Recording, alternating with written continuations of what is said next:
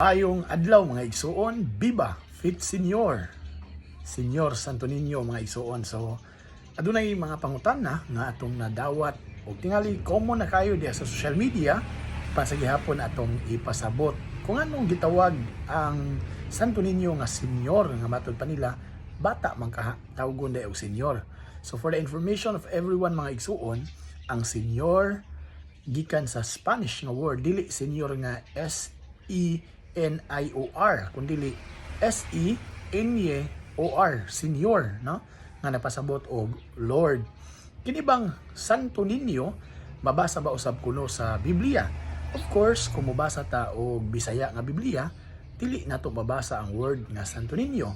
Sa English nga Bible, dili po nato mabasa ang word nga Santo Niño tungod kay ang pulong Santo Niño usaman ka Spanish nga sinultihan sa adto pa kinahanglan nato nga basahon kini diha sa Spanish pod nga Bible. Lisod man po kaayo og mangita ta og word nga iro sa English nga Bible, dili gyud na mahitabo, no? So asa man kini mabasa diha sa Lucas 1:35 nag-ingon atong basahon, mukunsad kanimo ang Espiritu Santo og magpabilin ang gahom sa Dios. Diha kanimo tungod niini ang balaan nga bata tawgon nga anak sa Dios. Kining balaan nga bata, kung imong i-translate nga to sa English mga igsuon, gigamit ang word nga Holy Child. Diha sa Spanish, gigamit ang word nga Santo Niño.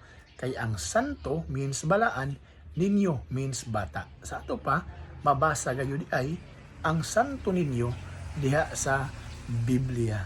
So, Viva Pit Señor! God bless sa mga nagsinulog karon. God bless.